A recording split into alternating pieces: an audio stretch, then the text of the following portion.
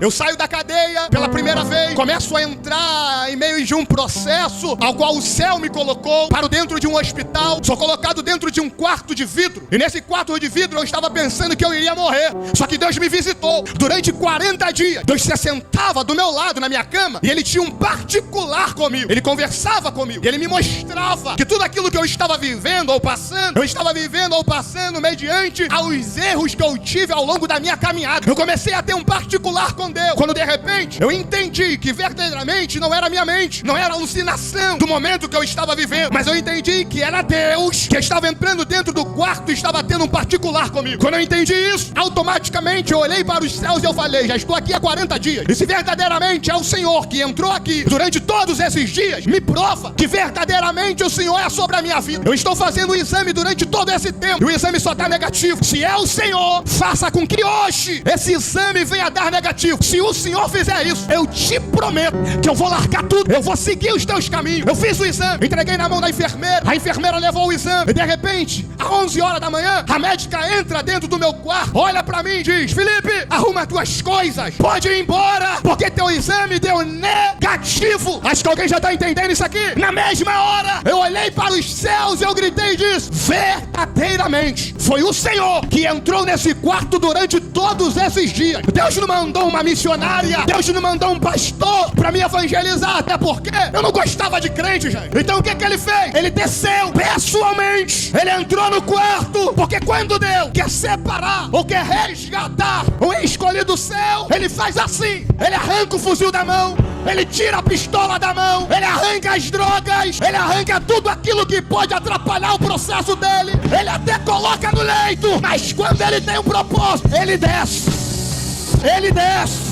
Deus entrou, me curou e depois falou assim pra mim: agora cumpre com a tua palavra. Saí do hospital da Caribe, estava tão feliz com tudo que estava acontecendo que eu não esperei nem ninguém me buscar. Eu fui andando do hospital até a minha casa. Cheguei lá, estava lá minha tia, meu tio. Parecia que era combinado, ninguém sabia que eu tinha recebido alta. Só que esses dois, todos os dias, me convidavam para ir por culto. Aí no exato momento que eu estou chegando, quem está na minha casa? Eles. Eu olhei pra ele e falei assim: calma aí, hoje não são vocês que vão me convidar, hoje sou eu que estou me convidando. Comecei a caminhar, comecei a ir pro culto. Fiz um propósito com Deus de todos os domingos estar na igreja. Larguei o crime, larguei as drogas, larguei a bebida, larguei o cigarro, larguei a prostituição. E comecei a trabalhar.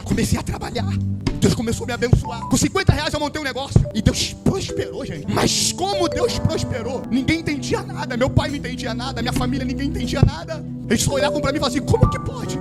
Ninguém vende nada na rua e você tudo que coloca vende. Aí sabe o que eu falava pro meu pai? Sabe por que isso acontece comigo? Ele falou: por quê? Eu falei: porque todos os dias antes de sair de casa eu olho pro céu e falo assim: papai, vem pro trabalho comigo. O segredo de dar certo é colocar ele em tudo. Deus honrou. Eu todo bobo, gente, ganhando muito dinheiro na rua. Aí de repente, do nada, eu em casa orando, Deus se manifesta no quarto e uma voz fala assim comigo: já viu? Já conseguiu ver o que o céu tem pra você? Eu comecei a chorar, eu falei: sim. Então agora que você já sentiu o gostinho daquilo que o céu tem pra você, liga pro 90 e se conserta. Eu levantei do joelho e falei assim: mas como aí, Deus? Como assim se consertar?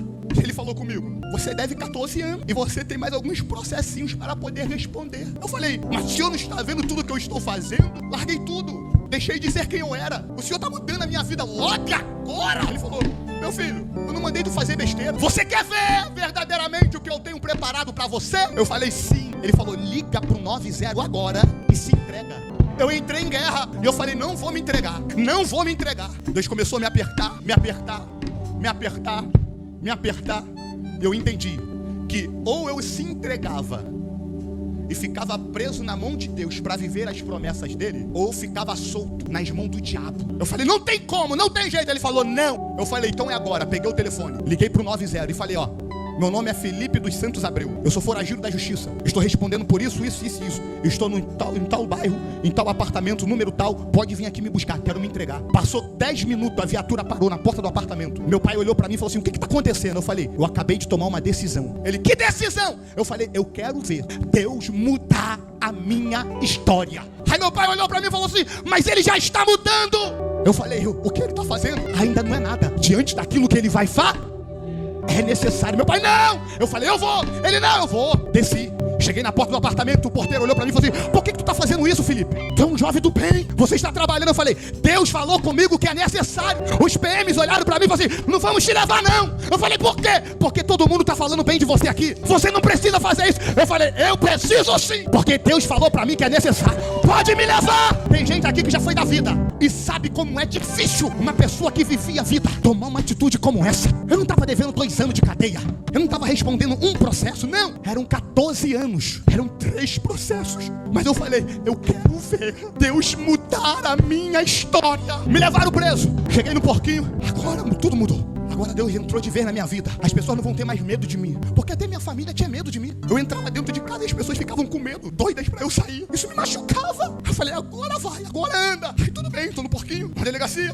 Daqui a pouco me levaram pra um presídio que estava inaugurando uma triagem lá em Guaxingiba. Quando eu chego lá, o presídio inaugurando, o diretor do presídio olhou pra mim e falou: é você que tá aqui, né? Te conheço. Ó, aqui não tem a mamada que tu teve lá atrás não, hein? Primeiro, me dá o chinelo, tira a roupa, toma essa bermuda, toma essa camisa. Eu falei: minha roupa. Ele falou: aqui não tem essa mamata. Eu falei: que negócio é esse? Ele falou: botei uma bermuda azul, uma camisa branca, descalço, fui pra cela. Quando eu cheguei na cela, cadê o colchão? Aí o diretor: tu quer colchão, malandro?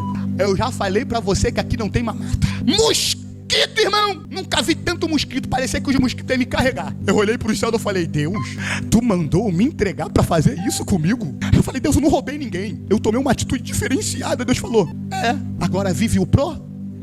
Me revoltei, falei: Deus me enganou. Deus me enganou, Deus me enrolou, entrou na minha mente, fez eu me entregar pra eu pagar pelos meus pecados. Eu falei: que Deus é esse? Que Deus enrolão? Irmão, fiquei revoltado. Inauguração do presídio, daqui a pouco um veio e falou assim: Felipe, tu pode ser comissão? Tu pode ser comissão daqui da cadeia? Eu falei: posso. Larguei Deus, virei comissão da cadeia. Comecei a falar pelos presos. Aí de repente, Deus olhou pra mim e falou assim: tu vai fugir do meu propósito, é? Tu pagou preço pra fugir do meu propósito? Que negócio é esse? Aí chega um doido no meio na minha cela. E esse doido, todos os dias, pastor Felipe, ficava chorando do meu lado. Todos os dias o doido chorava. Aí eu falei assim: rapaz, que cara chato. Belo dia eu não aguentei, eu olhei pra ele e falei assim: meu irmão, vocês fazem um montão de besteira lá fora, pinta e borda, aí cai aqui dentro e quer ficar chorando todos os dias do meu lado? Tá com saudade da família, da esposa, da mãe, do filho? Aí ele olhou pra mim assim com aquela cara de choro e falou assim: eu não vou nem te responder. Eu falei: por que tu não vai me responder? Ele falou: porque se eu te responder tu não vai entender. Eu falei: não, se tu não me responder, eu vou chamar um desenrolado aqui na cela e tu vai tomar uma apanhada aqui. É porque na cadeia é assim, irmão, perturbar o sono do preso dá problema. Aí ele olhou pra mim e falou: tá bom, eu vou te falar. Quer saber por que eu tô chorando todos os dias? Eu falei: por quê? Ele falou: porque quando eu estava lá fora, eu dei as costas para o Deus que eu sirvo. Lá fora eu tinha todo o tempo do mundo pra ler a palavra e pra me alimentar através dela. Só que eu não valorizei. Parei aqui dentro e todos os dias eu tô querendo ler, mas eu não consigo. Eu falei: por que tu não consegue? Ele falou: meu filho, porque a letra é muito pequena e eu não consigo enxergar. Eu falei: esse cara tá de brincadeira comigo. Ele tá falando pra mim que ele tá chorando porque ele não tá conseguindo ler a Bíblia. Eu fiquei revoltado, mas não falei mais nada. Só que daqui a pouco eu falei assim: Varão, tu vai parar de chorar aqui, hein? Tu vai parar de chorar. Ele falou: tá bom. De repente ele chamou os jovens que estavam na cela e falou assim: vamos fazer um culto aqui? Pode fazer um culto? Eu falei: pode, mas se for no silêncio. Ele: tá bom, vamos fazer um culto. Começou a fazer o culto. Daqui a pouco eu escuto: glória, aleluia. Aí de repente eu comecei a ouvir umas línguas que eu nunca tinha visto na minha vida. Eu falei: que negócio é esse, rapaz? O cara baixou santo. Aí daqui a pouco eu falei pro outro jovem assim: o que tá acontecendo com ele? Aí o jovem virou pra mim e falou assim: Felipe, tu não sabe o que tá acontecendo? Eu falei: o quê? Ele tá chorando porque ele está lendo a Bíblia sem enxergar ela. Eu falei: não entendi. Como assim?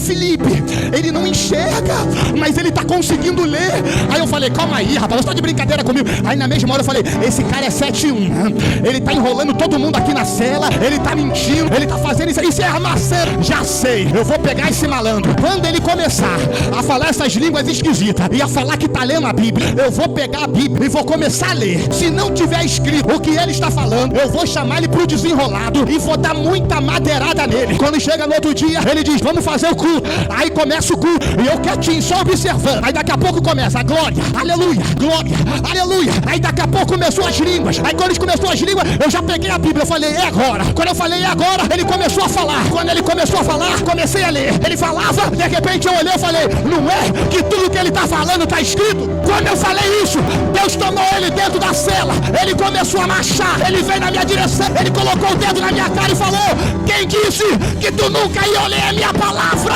Quem disse? Saculeja a mão desse crente, fala pra ele: não tem pra onde correr.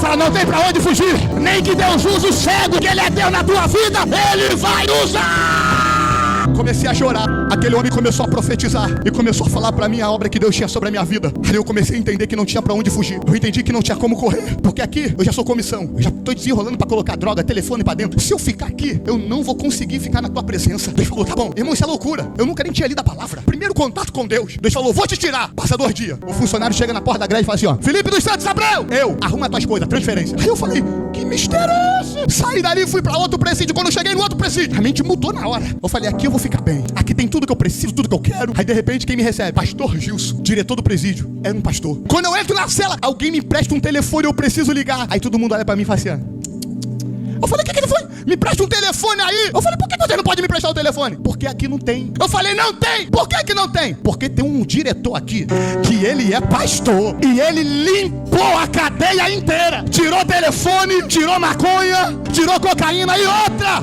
Ele fez uma coisa que nenhum diretor nunca fez na vida. O quê? Tem culto em todas as celas. Eu falei, o que eu vim fazer aqui? Aí o Espírito Santo de Deus falou assim pra mim, você veio viver o meu propósito. Sabe o que aconteceu? Aí eu comecei a ter uma experiência com Deus. Só que, gente, a batalha entre o céu e o inferno, ela é real.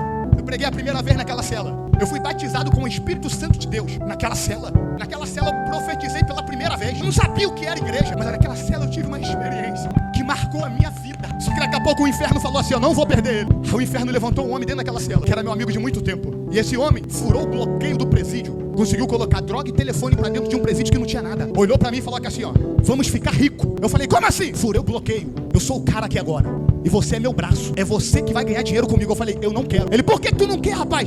É a oportunidade da tua vida. Eu falei, não quero, porque é melhor do que todo esse dinheiro aí. É eu estar na presença desse Deus maravilhoso, que eu estou glorificando Ele todos os dias. Só que ele não parou, ele não desistiu. Ele não desistiu. Ele foi insistindo.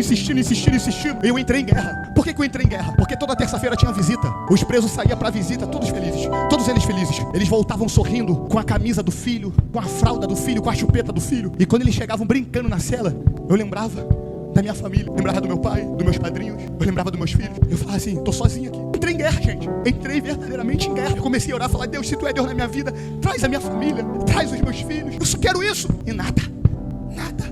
E o inferno investindo. Certo dia eu falei assim, não aguento mais. Deus não tá trazendo minha família. Que Deus é esse? Larguei tudo. Comecei a se envolver com as besteiras que tinha dentro do presídio. Comecei a trabalhar cocaína. Comecei a fazer carga de maconha. Só que um belo dia, eu trabalhando o pó dentro da comarca, um prato cheio de cocaína. E os garotos fazendo culto na cela, gritando e falando assim, ó, vem Felipe. E eu falei, não cultuo mais. Faz o culto de vocês aí, me deixa aqui. E trabalhando a droga. De repente, uma voz entrou na minha comarca e falou assim dentro do meu ser, não é isso que você quer, não é isso que você veio buscar, volta pra minha presença. Eu falei, não quero. Comecei a lutar contra Deus, comecei a ganhar dinheiro ali naquele presídio. De repente a bomba explodiu, o vento começou a soprar, vai um pra Catanduvas, vai outro pro Paraná, vai outro pro Bangu 1. O diretor descobriu o que estava rolando, o dono da cantina que colocava a droga pra dentro foi preso e a bomba explodiu. Aí eu falei, alguma coisa tá acontecendo de errado, vai sobrar pra mim. Daqui a pouco o Felipe, transferência. Pra onde? Semi-aberta. Deus me tira de lá. Mas eu ainda tava perdido, gente. Jogando Honda todos os dias, se drogando, bebendo. Só que tem um porém. Eu não fui ali dentro pra fazer isso. Eu fui ali dentro pra viver um E não adianta. Quem foi chamado pra viver um propósito não consegue fugir dele. Sabe o que Jonas está fazendo? Jonas está tentando fugir do propósito. Se esconde do porão e o vento começa a soprar. Só que enquanto o vento está soprando, o marinheiro está descendo lá no porão e está falando assim, ó, acorda meu filho, olha tudo o que está acontecendo. Isso aconteceu comigo, cheguei na semi-aberta,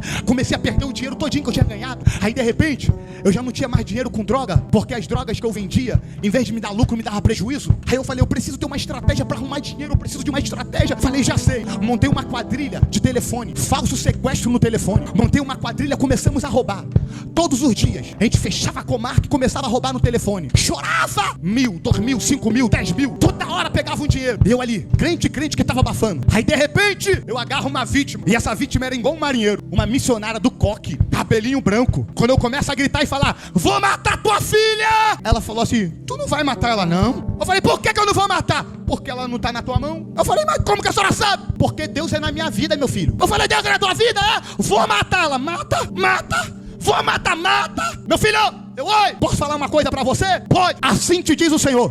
Você não vai fugir do propósito que Ele te estabeleceu. O Senhor manda eu te dizer que você não foi aí pra dentro pra se transformar no mega traficante, mas você foi aí pra dentro pra viver o propósito de Deus.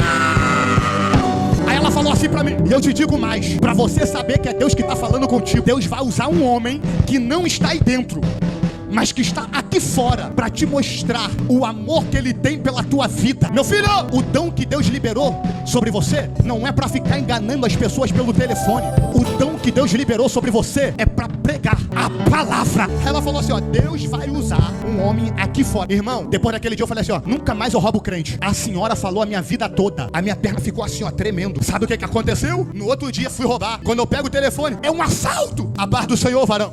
Eu falei, é trote. Pega o telefone, vou de novo. É um assalto! Pelo amor de Deus, Jesus é na tua vida. Desligo de novo. Vou de novo! É um assalto! Jesus te ama. Eu falei, eu não tô conseguindo roubar mais ninguém, porque todo mundo que eu pego é crente. Eu não roubo mais crente. Aí os garotos olhou pra mim e falou assim, mas o que tu tá fazendo, rapaz? Tá quebrando a nossa firma. Tu não rouba os crentes e não deixa a gente roubar. Um mês, irmão, tentando roubar e não conseguia roubar ninguém. E teve um dia que eu acordei revoltado, duro, sem R$1. Toda hora, o credor batendo lá. E aí, cadê meu dinheiro? Tu bebeu, né? Tu usou droga, agora cadê meu dinheiro? Eu falei, tem que pagar. Eu não posso ficar devendo na cadeia. É porque devendo na cadeia o negócio fica estreito. Eu falei, eu preciso de dinheiro. Levantei, fui dar uma volta no hall, fui lá na cantina tomar um café da manhã. Tomei um café da manhã. Falei assim, ó, hoje eu não quero saber. Hoje pode ser até crente que eu vou roubar. Aí eu falei, agora entra no banco, varão.